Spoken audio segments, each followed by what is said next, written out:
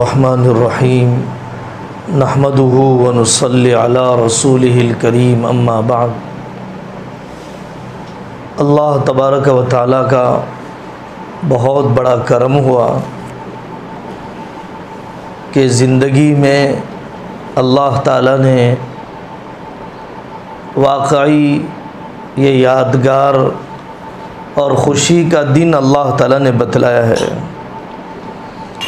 کسی اور جگہ کی لڑکیاں، کسی اور جگہ کی خواتین اگر اس قسم کا امتحان دیتی تو اتنا زیادہ خوشی کی بات نہیں ہوتی تھی، لیکن اپنی بستی، اپنا علاقہ، اپنے گاؤں، اپنے خاندان، اپنے چاہنے والے اور جاننے والے ان بہنوں کے اس قدر دلچسپی لینے سے بہت دلی خوشی ہوئی۔ اللہ آپ حضرات کو استقامت عطا فرمائے اور قبولیت عطا فرمائے۔ اس سے اندازہ ہوا ہے، حضرت رسول اللہ صلی اللہ علیہ وسلم کی حدیث ہے، انما العلم بالتعلم، کہ علم تو پڑھنے سے آتا ہے، محنت سے علم آتا ہے۔ اگر اپنے گھروں میں ہم پڑے ہوئے رہتے، کوشش نہ کرتے، میری عمر زیادہ ہے، میری مصروفیت زیادہ ہے، میرے بچے زیادہ ہیں، میرے گھر کے کام کاج ہیں، اگر انہی بہانوں میں اگر ہم الجھے رہتے، زندگیاں جہالت میں گزر جاتی، اور جہالت سے بڑی کوئی مصیبت نہیں ہے، جہالت سے بڑا کوئی عذاب نہیں ہے۔ علماء نے لکھا ہے کہ حضرت رسول اللہ صلی اللہ علیہ وسلم کے دنیا میں آنے سے پہلے کا زمانہ زمانہ جاہلیت کہا جاتا ہے۔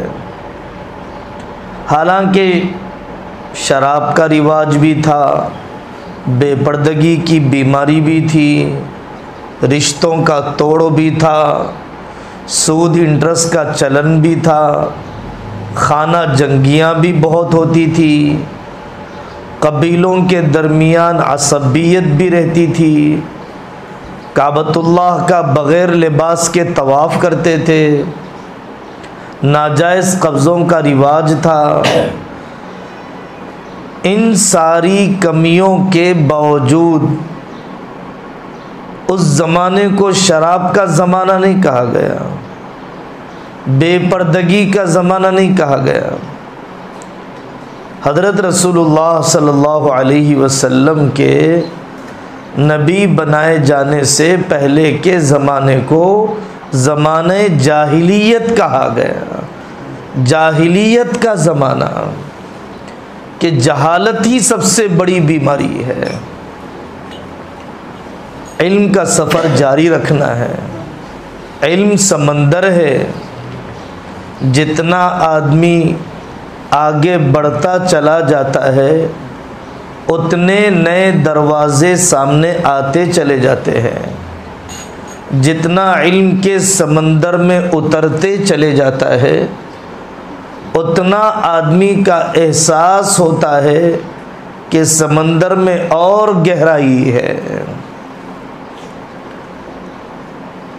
تو یہ پہلی بات ہے کہ محنت سے علم آئے گا، اور علم سمندر ہے، اس لیے علم کا سفر، حاصل کرنے کا سفر ہمیں جاری رکھنا ہے۔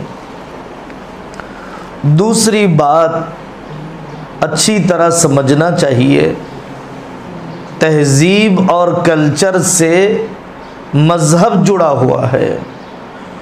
تہذیب ہے تو مذہب ہے، تہذیب نہیں ہے تو مذہب بھی نہیں ہے۔ ٹوپی لگانا تہذیب میں ہے، برقع پہننا تہذیب میں ہے، شیر الگ پہچانا جاتا ہے اپنے لباس سے، مسلمان بھی الگ پہچانا جاتا ہے اپنے ظاہر سے۔ مفتی سعید صاحب پالن پوری رحمۃ اللہ علیہ ہمارے ملک کے بہت بڑے محدث گزرے ہیں، ان سے کینیڈا میں پوچھا گیا، حضرت ہم یورپین ملک میں رہتے ہیں، اپنی نسلوں کی حفاظت ہم کیسے کریں؟ پوچھنے والا بہت لمبے چوڑے جواب کے انتظار میں تھا۔ حضرت نے جواب میں سادہ سا جملہ فرمایا کہ اپنے بچوں کو ٹوپی پہنایا کرو۔ سوال کرنے والا حیران ہو گیا۔ حضرت نے جواب میں فرمایا، دیکھیے ٹوپی پہننا بچے کے اندر اور دیکھنے والے کے اندر یہ احساس زندہ رکھتا ہے کہ میں عام رہنے والوں سے الگ ہوں، میں عام لوگوں سے الگ ہوں، میرا تشخص، میری آئیڈینٹی، میری شناخت، میری پہچان، میرا مذہب دوسروں کے مذہب سے الگ ہے۔ تہذیب میں برقع بھی داخل ہے۔ قرآن نے کہا ذَلِكَ أَدْنَىٰ أَن يُعْرَفْنَا فَلَا يُؤْذَيْنَ، برقع اس لیے پہنایا کرو تاکہ یہ فرق ہو جائے کہ یہ عام عورتوں کی طرح نہیں ہے، یہ چھپنا چاہتی ہے، یہ بچنا چاہتی ہے، یہ پاک دامن رہنا چاہتی ہے، یہ اجنبی مردوں کو اپنی طرف لبھانا نہیں چاہتی ہے، للچاہٹ نہیں پیدا کرنا چاہتی ہے، کشش بتلانا نہیں چاہتی ہے، یہ بدچلن نہیں ہے، یہ پاکیزہ عورت ہے۔ ذَلِكَ أَدْنَىٰ أَن يُعْرَفْنَا فَلَا يُؤْذَيْنَ، اگر یہ برقع پہنے گی تو اس بات کا یہ اظہار ہوگا۔ تو میں نے آپ سے دوسری بات یہی کہی کہ مذہب اور تہذیب دونوں کا گہرا تعلق ہے۔ اگر تہذیب ہے تو مذہب ہے، تہذیب ختم تو مذہب ختم۔ تیسری بات، پوری دنیا کے اندر آج کل بطور خاص ایک مومنٹ اور ایک تحریک چل رہی ہے، بہت پرانی ہے، جس کو اردو زبان میں آزادی نسواں کہا جاتا ہے اور جس کو انگریزی زبان میں فیمنزم کہا جاتا ہے۔ اس آزادی نسواں کی تحریک میں علامہ اقبال رحمۃ اللہ علیہ بہت زبردست شاعر گزرے ہیں اور مغربی کلچر، ویسٹرن کلچر کے زبردست نقاد گزرے ہیں، اس پر کرٹیسائز کرنے والے اور اس کو ڈیمیج کرنے والے اور اس کے کھوکھلے پن کو بتلانے والے مفکر گزرے ہیں۔ علامہ اقبال رحمۃ اللہ علیہ فرماتے ہیں کہ یورپ اور موجودہ زمانے کا کلچر عورت کو مرد بنانا چاہتا ہے، وہ بیچاری مرد تو بن نہیں سکے گی لیکن عورت بھی باقی نہیں رہے گی۔ مرد تو بن نہیں سکتی ہے اور عورت باقی نہیں رہی، گھر اور نسل کی پرورش بھی نہیں کر سکی اور کاروبار اور دکان میں مردوں کے برابر تنخواہ بھی نہیں مل سکی۔ جتنے لوگ عورتوں کو مردوں کے برابر حقوق دینا چاہتے ہیں اور عورت کو اس کے اپنے مشن، اس کا مشن ہے جنریشن کا کنسٹرکشن، اس کا مشن ہے نسل کی تعمیر، اس کو گھر سے نکالنا چاہتے ہیں اپنے آنکھوں کی ہوس پوری کرنے کے لیے، اپنے سامان کو بکوانے کے لیے، اپنے گاہکوں اور کسٹمرز کو قریب کرنے کے لیے۔ عورت کے ڈیوٹی کے ٹائمنگ مردوں سے کم نہیں ہے، یا فائنانشیل برڈن ڈالنے کے بعد عورت کا سوشل برڈن، معاشرتی ذمہ داریوں کا بوجھ کم نہیں کر دیا گیا۔ مفتی تقی عثمانی صاحب دامت برکاتہم ہمارے بڑوں میں سے ہیں، اس مضمون کو اور حضرت نے کھول کر سمجھایا کہ بھائی آپ عورت کو مرد کے برابر کرنا چاہتے ہو اور اس سے بھی کموانا چاہتے ہو، نوکری اور تجارت کروانا چاہتے ہو، وہ جب معاشی بوجھ اٹھا رہی ہے تو آپ ایسا کرو کہ آپ کچن کا بوجھ اٹھا لو۔ وہ نوکری کا بوجھ اٹھا رہی ہے، آپ زچگی کا بوجھ 1 سال اٹھا لیجیے تاکہ تقسیم برابر ہو جائے۔ لیکن ظاہر ہے کہ دنیا کا کوئی مرد اس کے لیے تیار نہیں ہے۔ آزاد کرنے کے نام پر عورت کو غلام بنا دیا گیا، آزاد کرنے کے نام پر بیت الخلا کے چپل پر بھی اس کی تصویر لگا دی گئی، عزت دینے کے نام پر فینائل پر بھی اس کی تصویر لگا دی گئی۔ یہ اعزاز نہیں ہے، یہ تذلیل ہے، یہ مقام بڑھانا نہیں ہے، یہ مقام گھٹانا ہے۔ عورت مرد کے برابر ہے اللہ کی نظر میں، تقوی کے اعتبار سے، ولی بننے کے اعتبار سے، انسانیت کے مقام کے اعتبار سے عورت مرد کے برابر ہے، جنت میں داخلے کے اعتبار سے عورت مرد کے برابر ہے، اللہ تعالیٰ کی یہاں قبولیت کا مقام حاصل کرنے کے اعتبار سے۔ برابری کا مطلب یہ نہیں ہے ہندوستان میں سب کو برابری دی جائے، تو اس کا مطلب کیا یہ ہے کہ مساوات اور ایکوٹیٹی کے نام پر مجھے بھی پی ایم بنا دیا جائے، مجھے بھی پریزیڈنٹ بنا دیا جائے، مجھے بھی منسٹری آف فائنانس جیسے آپ کو دیا مجھے بھی دیجیے؟ برابری کا مطلب ہے ہر ایک کو اس کی صلاحیت کے مطابق کام دیا جائے۔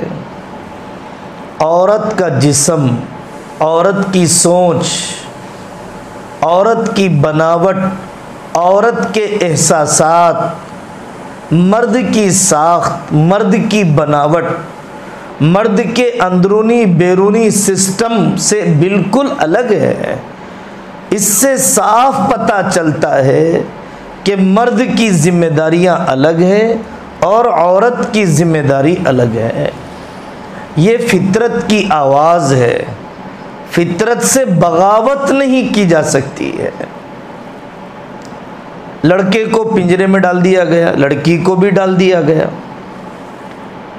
لڑکے کو جیسے ہی پنجرے میں ڈالا گیا وہ سلاخوں کو کھولنے کی کوشش کرنے لگا، تالے کو پھوڑنے کی کوشش کرنے لگا، اور لڑکی روتے بیٹھ گئی۔ یہ دونوں کی طبیعت کا فرق ہے۔ اللہ تبارک و تعالیٰ نے مرد کو جو کام دیے ہیں اس کی صلاحیت کے مطابق دیے ہیں، عورت کو جو ذمہ داریاں دی ہیں اس کی صلاحیت کے مطابق دیے ہیں۔ اس ترتیب کو بگاڑا نہیں جا سکتا ہے۔ اگر اس ترتیب کو بگاڑ دیا جائے گا وہی تباہی مچے گی جو آج دنیا بھگت رہی ہے۔ واپس آنا چاہتی ہے گھر کی طرف، لیکن واپس آنے کا موقع ان کے لیے باقی نہیں رکھا گیا۔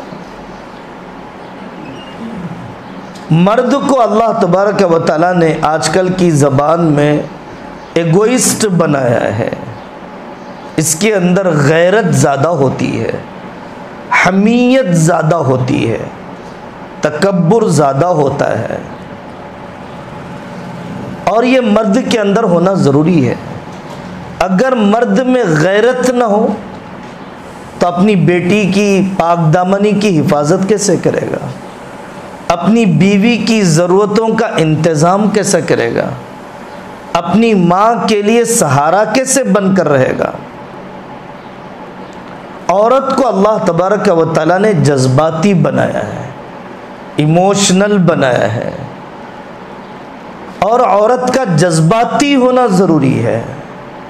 اگر جذباتی نہ ہو تو دودھ پیتے بچے کے لیے راتوں میں جاگنا، اپنے شوہر کے لیے دیوانگی کے ساتھ راحت کا انتظام کرنا، اپنی اولاد کو ٹوٹ کر چاہنا، اپنے بھائیوں کے لیے دلاسا اور پرسہ دینے والی بننا، یہ عورت کا جذباتی ہونا، ایموشنل ہونا ہی اس کا کمال ہے، اس کی خوبی ہے، اس کا حسن ہے۔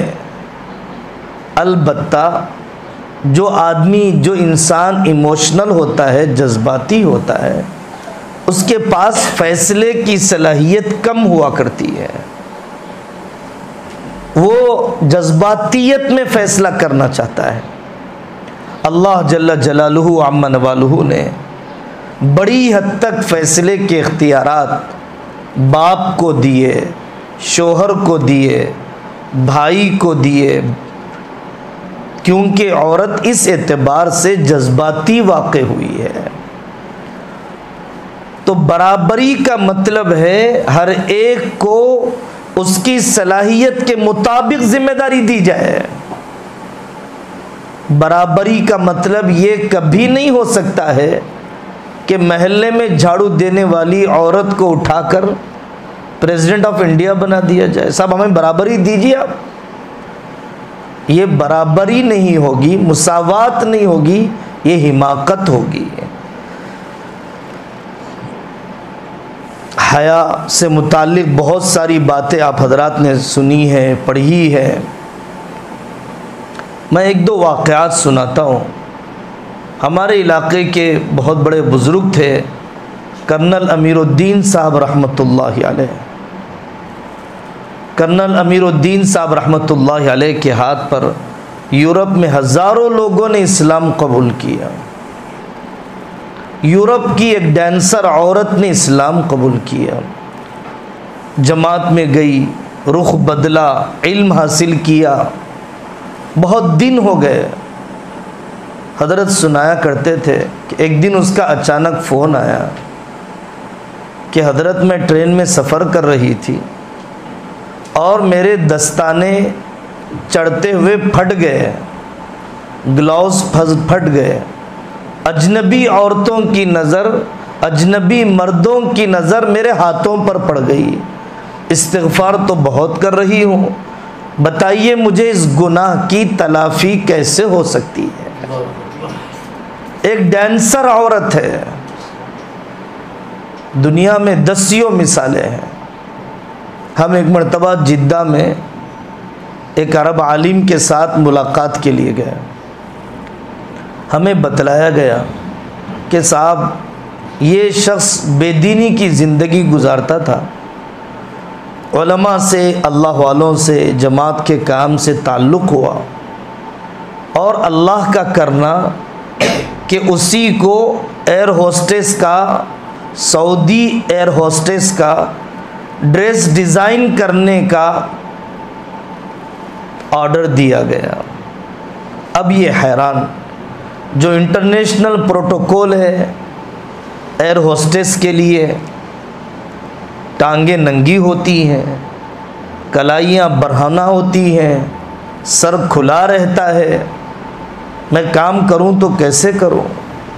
اللہ تبارک و تعالیٰ نے اس شخص کو توفیق دی دین کی برکت سے کہ اس نے سعودی ایئر لائن کے ایئر ہوسٹس کا ڈریس ایسے ڈیزائن کیا کہ جس سے زیادہ اس کا جسم ڈھک جائے۔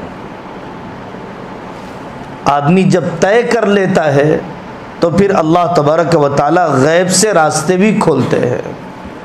شہر حیدرآباد میں ایک تاجر ہیں، اللہ ان کی تجارت میں برکت دے، انہوں نے کہا کہ میں نے ٹھان لیا میں ہاف آستین کے کپڑے بیچ سکتا تھا اور لگیز وغیرہ لا کر خوب پیسے کما سکتا تھا، لیکن میں نے سوچا کہ مجھے شرعی لباس ہی بیچنا ہے۔ پیدا ہونے والے بچے سے بچی سے لے کر بوڑھی عورت تک کے لیے مہنگے سے مہنگے، سستے سے سستے کپڑے میں مجھے شرعی لباس فروخت کرنا ہے۔ اور آج ماشاءاللہ اللہ تعالیٰ نے کاروبار میں برکت دی اور دسیوں لوگوں کو شرعی لباس اس دکان کے ذریعے سے مل رہا ہے۔ اللہ تعالیٰ مغفرت فرمائے پڑوسی ملک کے جنید جمشید صاحب کی، جو بہت بڑے سنگر تھے پہلے زمانے میں، اور اللہ تعالیٰ نے انہیں ہوائی جہاز میں کلمے والی موت عطا فرمائی۔ جب انہوں نے گانا بجانا چھوڑا تو جو کاروبار پوری دنیا میں اللہ تبارک و تعالیٰ نے حلال طریقے سے، باعزت طریقے سے جو کاروبار کا دروازہ اللہ نے کھولا ہے، ان میں سے ایک کاروبار کپڑوں کا بھی ہے۔ جے نام کا کپڑا، شرعی لباس ساری دنیا کے اندر ضرورت ہے اس قسم کا ذہن چلانے کی، بازار میں اس قسم کے کاروبار شروع کرنے کی۔ مولانا عاقل صاحب رحمۃ اللہ علیہ فرمایا کرتے تھے کہ پہلے ہاف آستین کے کپڑے ہوا کرتے تھے، اب چٹ آستین کے کپڑے ہوتے ہیں، آستین ہی نہیں ہے۔ اور کبھی قمیض کے ساتھ علیحدہ آستین کا کپڑا ہوا کرتا تھا، لیکن اب باحیا لڑکیوں کو آستین کا استر یا پوری آستین الگ سے بازار میں تلاش کرنا پڑتا ہے۔ ہم بدل جائیں گے، ڈیمانڈ بدل جائے گا، تجارت بدل جائے گی۔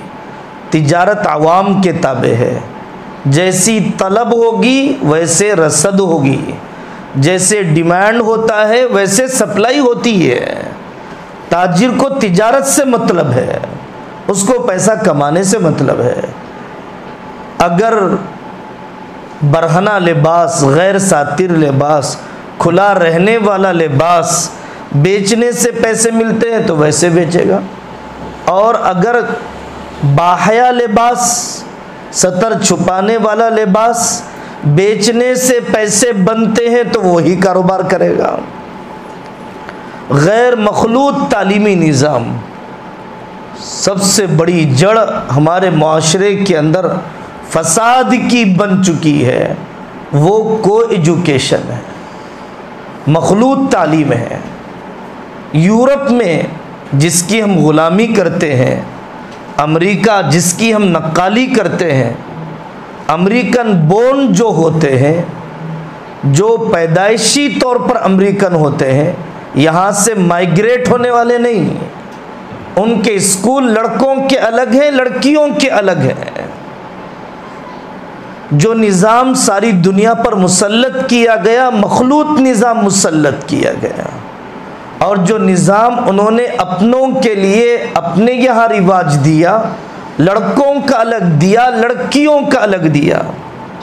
5th کے بعد، 4th کے بعد کوئی اجازت نہیں ہے کہ لڑکے اور لڑکی کو ایک بینچ پر بٹھایا جائے۔ اس کے بعد جو بھی بے حیائی کا گٹر ابل کر آتا ہے تو کوئی انہونی بات نہیں ہے، ہونا ہی تھا اسی لیے ہوا ہے۔ کوئی یہ نہیں کہہ سکتا ہے کہ میں نے نامحرم کو دیکھا اور میرا دل پاک رہ گیا، میری بیوی بے پردہ رہتی ہے اور پاک رہتی ہے، ایسا کوئی نہیں کہہ سکتا ہے، فطرت کے خلاف ہے، اللہ کے بنائے ہوئے نظام کے خلاف ہے۔ نبی کے لیے پردہ واجب ہے، میرے لیے کیوں واجب نہیں ہے؟ ایسے موقع پر وہ بات کہی جا سکتی ہے۔ حیدرآباد میں ایک بہت بڑے بزرگ گزرے ہیں، مسکین شاہ صاحب رحمۃ اللہ علیہ۔ ان کے پاس ایک مریدن آئی اور اس نے آ کر کہا کہ حضرت ہم بھی بوڑھے ہو گئے، آپ بھی بوڑھے ہو گئے، ہمیں آپ کے سامنے بیٹھنے کی اجازت دیجیے۔ حضرت شاہ مسکین شاہ رحمۃ اللہ علیہ نے فرمایا، بیٹا صحیح بات ہے، آپ بھی بوڑھے ہو چکے، ہم بھی بوڑھے ہو گئے، لیکن نفس بوڑھا نہیں ہوا ہے، اللہ کی شریعت بوڑھی نہیں ہوئی ہے۔ جیسے آپ پہلے پردہ کرتی تھی ایسے ہی پردہ کریں۔ فنکشن ہالوں میں بے پردگی، دکانوں اور ہوٹلوں میں بے پردگی، چچا زاد خالہ زاد بھائیوں سے بے پردگی، بے تکلفی، برقع ایسا کہ جس پر دوسرا برقع پہنا جائے۔ دیکھیے، پردے کا مطلب خدمت سے جی چرانا نہیں ہے، پردے کا مطلب رشتے توڑنا نہیں ہے، پردے کا مطلب بدبودار رہنا نہیں ہے، پردے کا مطلب صحن کو گندا رکھنا نہیں ہے۔ پردہ پورا کیجیے، آنے والے مہمانوں کی خدمت بھی پوری کیجیے۔ آپ اپنے شوہر کے ذریعے سے، آپ اپنے والد کے ذریعے سے، آپ اپنے بھائی کے ذریعے سے ضرور خدمت کیجیے، اپنے دیور کی، اپنے دور کے رشتہ داروں کی۔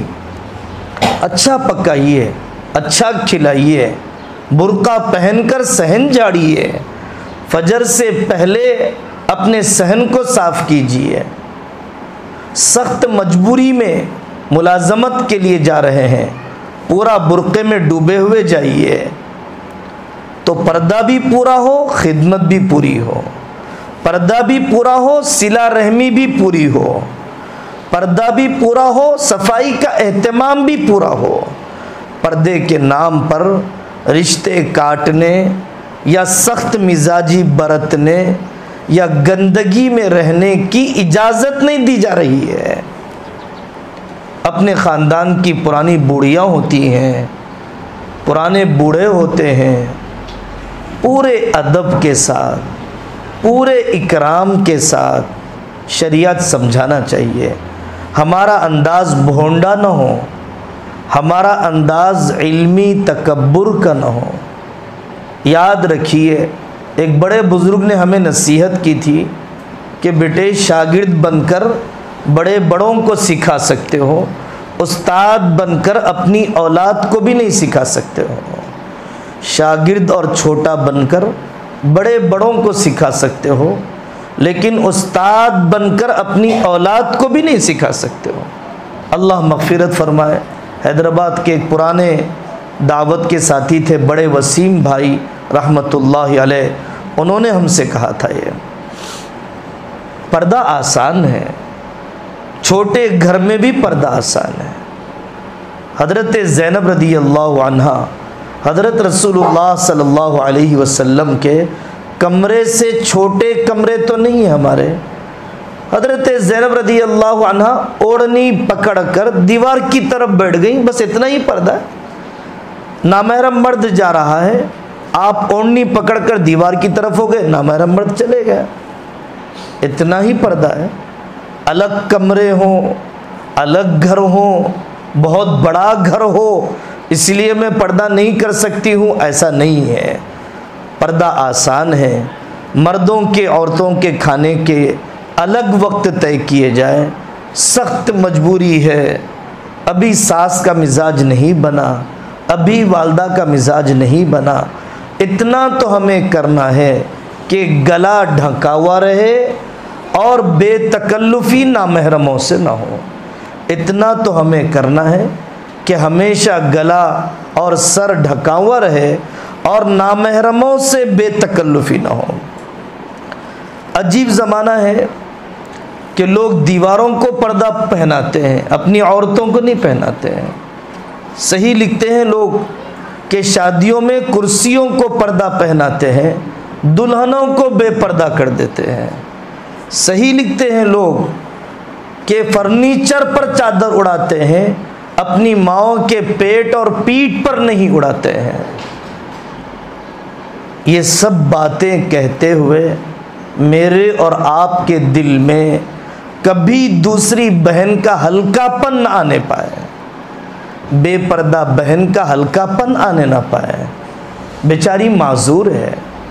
جو جتنا سخت بیمار ہوتا ہے اس کا علاج اتنی شفقت سے کیا جاتا ہے۔ آئی سی یو کا پیشنٹ کتنی شفقت سے اس کا علاج کرتے ہیں، اس کے کپڑے بدلے جاتے ہیں اور کس طریقے سے اس کو اٹھایا بٹھایا جاتا ہے۔ ایسے ہی کالج کی لڑکیاں، دوسرے ماحول والی لڑکیاں، ہمارے دل میں ان کی حقارت نہ آئے۔ اور آپ ہمیشہ یہ سوچئے، بہن ہو سکتا ہے میرے پاس صرف کالا چیتڑا جسم پر ڈالا ہوا ہے، آپ کا دل میرے سے زیادہ پاک ہوگا، ہو سکتا ہے، لیکن آپ کا دل تو پاک ہے ہی، جسم کے اوپر بھی چادر آ جائے اللہ کے حکم کی وجہ سے۔ جسم کا بھی پردہ چاہیے، دل کا بھی پردہ چاہیے۔ دل کا پردہ جسم کے پردے کے بغیر مکمل نہیں ہوگا، اور دل کا پردہ جسم کے پردے کے بغیر، جسم کا پردہ دل کے پردے کے بغیر مکمل نہیں ہوگا۔ قرآن نے اشارہ دیا وَذَرُوا ظَاهِرَ الْإِثْمِ وَبَاطِنَهُ۔ دیکھیے اس زمانے میں جو بہت بڑا ظلم الفاظ پر ہوا ہے وہ ہے بدکاری کو محبت کا نام دیا گیا۔ محبت اللہ سے ہوتی ہے، محبت رسول اللہ صلی اللہ علیہ وسلم سے ہوتی ہے، محبت ماں باپ سے ہوتی ہے، محبت اپنی بیوی سے ہوتی ہے، محبت اپنی بہنوں اور بھائیوں سے ہوتی ہے، محبت اپنی اولاد سے ہوتی ہے۔ یہ سب محبتوں کے لیے تو وقت نہ ہو اور آدمی بدکاری کو محبت کا نام دے، زناکاری کو محبت کا نام دے۔ جو دنیا کا عاشق محبت کے نام پر ہمارے جسم کے قریب ہونا چاہتا ہے، محبت کے نام پر نکاح سے پہلے نکاح کے بغیر تعلق رکھنا چاہتا ہے، ڈورے ڈالتا ہے، مکاریاں کرتا ہے، قسمیں دیتا ہے، وعدے کرتا ہے، وہ ہوس پوری کرنے والا بھیڑیا ہے، وہ آپ کا عاشق نہیں ہے۔ وہ اپنی ہوس پوری کرنے والا بھیڑیا ہے، وہ آپ کا عاشق کبھی نہیں ہو سکتا، کبھی نہیں ہو سکتا، کبھی نہیں ہو سکتا۔ میں آپ کو ایک نیک بندی کا واقعہ سناتا ہوں۔ شادی ہو گئی، شادی ہونے کے بعد بیوی شوہر مدرسے کے پاس سے گزر رہے تھے۔ بیوی نے کہا کہ میں شادی سے پہلے اس مدرسے میں پڑھتی تھی۔ تو شوہر نے دل لگی میں کہا اگر مجھے پہلے معلوم ہوتا تو میں جب بھی آپ سے آنکھ لڑانے کے لیے آ جاتا، ملاقات کے لیے آ جاتا۔ تو فوراً بیوی نے جواب دیا اگر آپ اس وقت آتے تو میں آپ کی طرف نگاہ بھی نہیں اٹھاتی تھی۔ اب میرا آپ کے ساتھ رہنا اس لیے حلال ہوا کہ اللہ کا حکم ہے، وَاتَّقُوا اللَّهَ الَّذِي تَسَاءَلُونَ بِهِ وَالْأَرْحَامَ۔ اللہ کے نام سے میں آپ کے لیے حلال ہوئی ہوں۔ اگر اللہ کا نام درمیان میں نہ ہوتا تو میں آپ کو ایک اجنبی مرد کی طرح آپ میں کوئی دلچسپی نہ لیتی۔ عرب ملکوں میں یہ منظر دیکھنے کا موقع ملا، برقع پہننے کے باوجود ہوائیں چلتی ہے، کپڑا جسم سے چمٹ جاتا ہے، تو وہ بندیاں اپنے گلے کے نیچے ایسے ہاتھ رکھ کر کھڑے ہو جاتی ہیں جیسے نماز میں ہاتھ باندھ رہی ہو، یا پرس لے کر گلے کے نیچے رکھ کر کھڑی ہو جاتی ہیں تاکہ جسم کا دبلا موٹا پن دیکھنے والوں کے لیے ظاہر نہ ہو۔ آخری بات، آپ سے بڑی بڑی امیدیں ہیں ہمیں۔ آپ جہاں جائیں وہاں مکتب کا چراغ جلائیں، وہاں پر دعوت کا درد منتقل کریں، لیکن یہ سب جب ہوگا جب کہ فون کے بے قابو استعمال سے بچیں، فون کے بے قابو استعمال سے بچیں۔ فون نے ایمانی صفات چھین لی ہے، رشتوں کا خون کر دیا، حیا کو داغدار کر دیا، غیرت لٹتی چلی گئی، وقت ضائع ہو گیا، نفسیاتی اعتبار سے سائیکولوجیکل ہم پیشنٹ بنتے چلے گئے، جسمانی اعتبار سے کمزور ہو گئے، روحانیت برباد ہو گئی۔ ایک پیج بھی ہم فوکس کر کے ترکیز کر کے پڑھنے کے قابل نہ رہے، کتابوں سے تعلق کمزور ہو گیا، ہر وقت کی دعائیں چھوٹ گئیں، قرآن سے دوری ہو گئی، ماں باپ کی خدمت میں دلچسپی کم ہو گئی۔ لطیفہ کہیے یا حقیقت کہیے، ایک دن رات میں بچہ ابا کے پاس پہنچا پیر دبانے کے لیے، تو باپ نے پوچھا بیٹا کیا ڈاٹا ختم ہو گیا ہے، ریچارج کروا دو۔ آج کیسے آ گئے؟ اولاد کی تربیت میں کوتاہی۔ آج نسلیں آپ کے ہاتھ میں ہیں، آپ اور میں فون میں لگے ہوئے ہیں، کل نسلیں دور ہو جائیں گی اسکول کالج کے حوالے، جب ہم کیا اولاد کے بگڑنے کے بعد تربیت کو سوچ سکیں گے؟ کتنے خاندان اجڑ گئے، کتنے گھروں کا اعتماد ختم ہو گیا۔ بہت زبردست قسم کا فتنہ ہے جس آزمائش میں میں اور آپ گزر رہے ہیں۔ اس لیے میری دینی بہنوں، بے قابو استعمال سے بچنا اور ان بگڑتے حالات میں دعا کا اہتمام، اپنے اعمال کو بدلنے کی فکر، اللہ سے مانگنے کا جذبہ، اپنی نسلوں سے یہ طے کروا لینا کہ جو ہو جائے ایمان پر مرنا ہے، اپنا مزاج یہ بنانا کہ علماء سے مشورے کے بغیر قدم نہیں اٹھایا جائے گا، ان سے بڑا ہمارے لیے خیر خواہ اور ان سے بڑا ہمارے لیے دردمند کوئی نہیں ہے۔ اگر ان بنیادوں پر زندگی گزاری جائے گی، اللہ آپ سے بڑے بڑے کام لیں گے، اللہ آپ سے مدرسے قائم کروائیں گے، دینی ماحول کے اسکول قائم کروائیں گے، آپ کے ذریعے سے بڑے بڑے علماء تیار ہوں گے، آپ کی دعاؤں سے دنیا کے حالات بدلیں گے، آپ کے ذریعے سے مسجدیں تعمیر ہوں گی، مکتب قائم ہوں گے۔ اللہ تبارک و تعالی محنتوں کو ضائع نہیں کرتا ہے۔ اللہ تعالیٰ اس مجلس کو قبول فرمائے، اور جن دوستوں نے، جن بہنوں نے زبردست قسم کی محنتیں کی ہے، سب کی نسلوں کو اللہ تعالیٰ قبول فرمائے، اور اس ذرہ خیر کو جو وجود میں آیا ہے اللہ قیامت تک اسے پروان چڑھائے۔ وآخر دعوانا ان الحمد للہ رب العالمین۔